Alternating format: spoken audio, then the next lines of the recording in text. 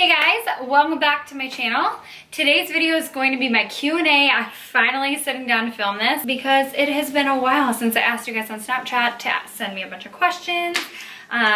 So I've just compiled a bunch of questions. A couple of them are burning questions, which like 5 million of you guys wanted to know. Give the video a thumbs up, ask me questions down below in the description box if I've missed anything or if you guys want to know something and you didn't get to ask me before I filmed this video. Okay, so someone said, how have you found going back to work after having Sydney? I hate having to work. I hate being away from her. The first day going back was the hardest for sure. Like leaving the house and the drive to work was really hard. I work 3 nights a week and it absolutely stinks. I desperately want to be a stay-at-home mom. I hate being away from her. What gets me through is knowing that I'm providing for her and I need the money so badly to provide, you know, everything that I need for her. My shifts go by really fast though, because if any of you are stay-at-home moms or know stay-at-home moms, it's a lot of work. Like you just never have a spare second. So I feel like at work it's almost like a break. It's kind of weird and I didn't understand it until now that I'm here in it. Yeah, it's kind of like a break, but not a break that I really even want or wanted. It's fine, I'm doing it. You do what you gotta do, but it's definitely really hard. What were you most surprised about when you became a mom? I wasn't really, I don't know. Okay, so this is gonna sound really bad.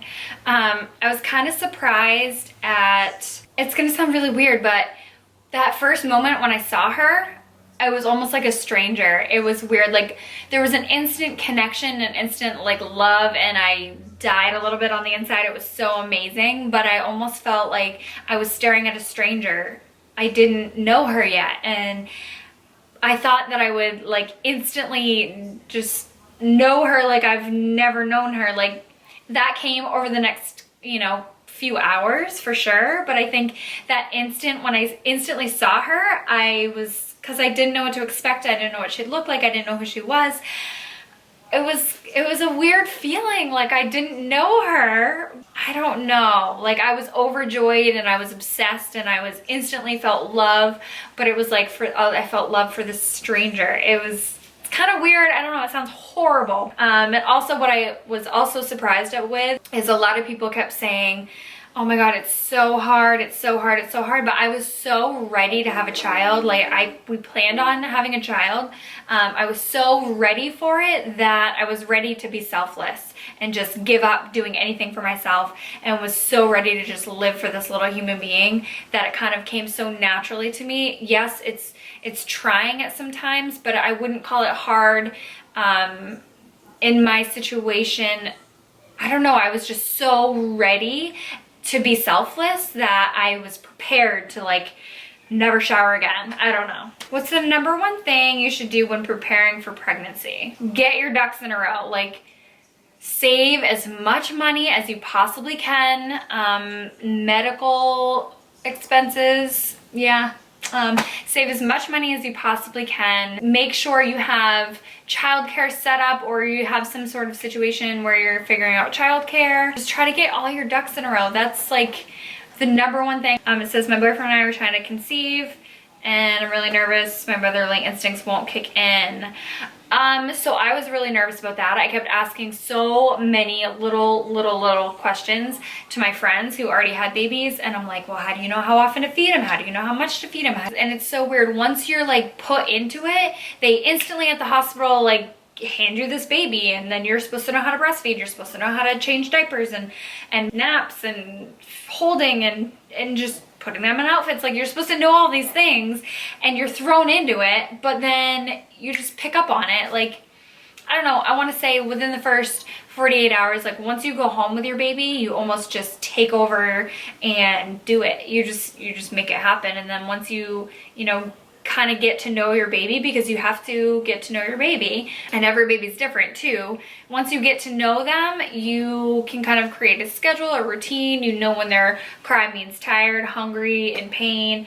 just fussy and needing to be held. Like, your motherly instincts will kick in. They will. I don't know how to describe it. I didn't know if mine would, because I didn't know how you know any of those things. But also the things that I had questions about, the doctors and nurses answered at the hospital, and then, or her pediatrician answers at every, you know, doctor's visits. And then you reach out to other moms and you ask them questions, and you just fall into this routine where you just know, and you know your baby. And this one says, would you have any more children? If so, how close or far of a gap in between them? So I've always wanted 2 children. I've always wanted a boy and a girl. I came from a family with a boy and a girl, and I was the oldest. And so Sydney, my daughter, will be the oldest, and I would love to have another child. Whatever God hands me, if we do have, you know, if I do have another child, that would be amazing. My ideal gap would be 2 years, 2 or 3 years. Who knows though, whatever's in the plans. How did you get her on a sleeping schedule? Honestly, and I've been asked this a ton about sleeping, she pretty much created her own sleeping schedule. I watched for her tired cues whenever she got cranky. When she would like rub her eyes, she would start yawning, she would just start crying. I was like, yep, she's tired. And then I kind of paid attention to her cranky cues, and I realized, you know, my baby, oh my God, she's trying to roll over from her back to her stomach. Child, slow down, undergrowth. Oh my God, you guys, I think she's good. If she does it while I'm right here not filming it. Sydney. And then as far as sleeping goes, I did create my nighttime routine. I've never strayed from it. Like, I'm psycho about the nighttime routine. She has to be in bed by 9 at the latest, and usually it's like 8:30, sometimes 8:15, by the latest 9 o'clock. And we do the same nighttime routine every night, besides bathing, that varies. As far as sleeping routine goes, she created it, and it's changed a little bit based on her needs, but I don't know. I don't create one for her. I just kind of watched what she needed and then went from there. So far, what is the most challenging thing about having a baby? From a new mom of a 2-month-old baby girl. Congratulations.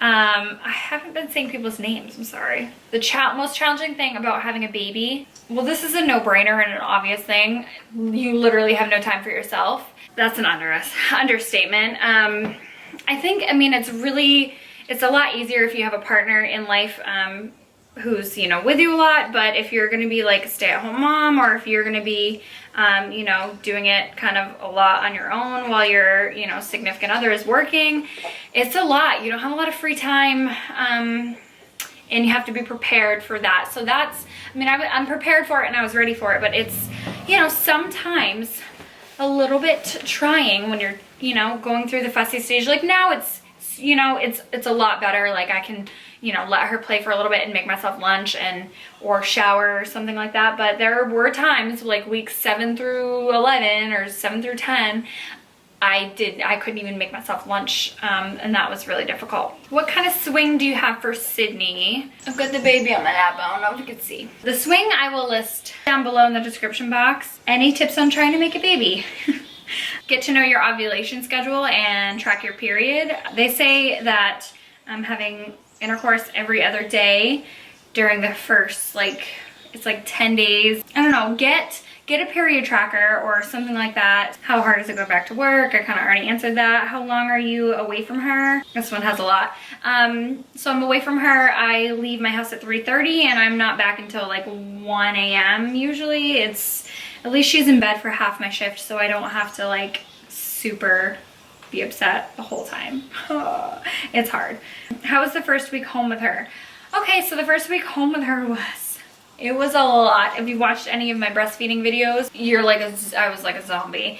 Just between pumping and feeding her, trying to feed her naturally, and then through the pump and what I've pumped, and you know, feeding her every 2 to 3 hours, that was a lot. So worried about leaving the little one. Yeah, if you can do it, be a stay-at-home mom. Like, oh my God, you guys. I really want to be a stay-at-home mom.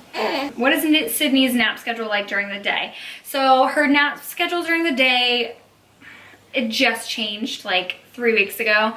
She naps 4 to 5 times a day for 20 to 30 minutes. Randomly, if she's having an extra tired day, she'll sleep for an hour. She used to sleep for an hour in the morning, but now it's only 20 to 30 minutes, and then she sleeps 12 hours at night. I guess at this age, she's almost 5 months, so about 4.5 months. They sleep about 14 hours total, so she's perfectly on track for that. How do you get anything done when she's cluster feeding? So she doesn't cluster feed anymore, but when she was newborn, she 100% cluster fed at nighttime, and it was like around 9 o'clock at night every night. And I just fed her. And you know what? It's them trying to boost your milk supply. I just fed her. It was like constant attached to the boob. I couldn't do anything. I felt like my milk, you know, I had no milk, but I was, you know, you get through it, and it does come to an end. So just know that it's not forever. It will come to an end. I think she cluster fed for the first month. Probably the first month. I always feel bad putting my daughter in the swing if she's awake while I do dishes or cook. I definitely had that mom guilt at first. I mean, in the beginning, all they do is sleep. And then when she was going through her fussy period from week 7 to 11, I couldn't do anything, and I had that mom guilt. And there was a couple times where I was literally making myself a peanut butter and jelly sandwich, which takes 3 minutes to make, and she scream cried the entire time, and I was almost having a panic attack, like I was neglecting my baby. But sometimes you just have to, you know, you have to give. I don't let her cry it out. She doesn't cry it out, but now she hangs out by herself for, you know, minutes at a time and playing. I mean, what are some key things, like must-haves for a first-time mom before the baby arrives? I will list my newborn must-haves in the description box. It changes, and it's changed for her now. She has different must-haves, so maybe I'll do an updated list. But bassinet, rock and play, burp cloths. And then I will answer the #1 question that everyone has asked, and it's, yeah, anyway. Are you and her dad still together? So that's a really complicated situation. I'm not gonna get into it because it is my private life and it involves someone else as well. But we'll just leave it at it's complicated. We are definitely co-parenting and doing a lot on my own, which kind of sucks right now. And it's really hard to kind of talk about, but I do know a lot of people wanted to know. It's complicated, and I hate when people say it's complicated. It's either yes or no, but like, it's complicated. For now, I'm just getting through. Power to all of you single moms, all of you stay-at-home moms. Power to all of you guys, because it is not an easy job. And I say that with like the biggest heart because you don't get enough respect. So yeah. Where are you based? I live in Kennebunk, Maine, and I love it here. It's beautiful. I didn't grow up here. I grew up north a little bit. How much weight did you have to lose, and how did you? So I gained 28 pounds throughout my pregnancy, and 7 of that was in the last like 3 weeks. The end came on really quickly. How did I lose it? Breastfeeding. I've done absolutely nothing as far as exercise goes. I think I mean, I haven't gotten on the scale for like 2 months. I think I still have like 3 pounds left, which is nothing, whatever. My main concern is I need to tone up. I didn't get stretch marks or anything like that, but I want to tone. I'm like what they call skinny fat. Like I'm thin, but I'm squishy, and I'm not used to being squishy. I'm used to working out. So I need to get my butt back into the workout mode. You know, I take her on walks here and there, and I stay really busy with her. But with breastfeeding, you burn a ton of calories, and all I do is eat, and I'm always hungry, and I try to make good choices, but you know, most of the time I don't make the best choices. It's horrible. So yeah. And another question I get a ton is, what do you do for work? I'm a bartender slash waitress right now, 3 nights a week. It's really not enough. So I do YouTube on the side, and my goal would be to do YouTube as my living and my career. I have a very, very long way to go for that, because you don't really make a lot of money at all in the beginning until you're like friggin' million subscribers. So spread the love, subscribe. That would be my dream, my goal. I mean, I really, really, really want to provide for my daughter. And I'm doing the best that I can with work. It's hard with daycare, you guys all know. And then bartending is a really flexible job that I have going on right now, and nighttime is where you make your money. So yeah, if I had to switch to days, I would be working 8 days a week to support paying a daycare and paying my mortgage and, you know, doing all those things. So yeah, anyway, long little blab there. My dream would be to be a stay-at-home mom and do YouTube for a living, or social media, so, you know, anything that I could do from home, really. But this is what I love to do, and this is my passion. So yeah, that would be my dream. A bunch of people asked me how old I was on Snapchat. I just turned 30. A lot of people ask me, a lot of people ask me about the nap time, bedtime routine, schedule. How did I get them on a schedule? And I know it's a lot of moms probably reaching out because they're struggling right now with babies not sleeping. It's trial and error. I have to do an update on like a nap time routine, or like tips and tricks on how to get your baby to sleep, because my baby sleeps amazing. Knock on wood. We're gonna have to stop swaddling soon, so that shit's all gonna hit the fan really soon. Anyway, guys, so yeah, just a quick little Q&A, and if you have any other questions for me, don't hesitate to put them in the comments below. Snap me questions. And yeah, so if you guys like the video, maybe I'll do future Q&As. Any future videos that you guys want to see, leave them down in the comments, please. Follow me on Snapchat, Instagram, all of the above. Don't forget to subscribe, share the video, share my channel with any mommy friends that you know, because us moms have to stick together, whether we're single moms, working moms, stay-at-home moms, married moms of 20. It doesn't matter. We all need to stick together, and I love you guys. Mwah.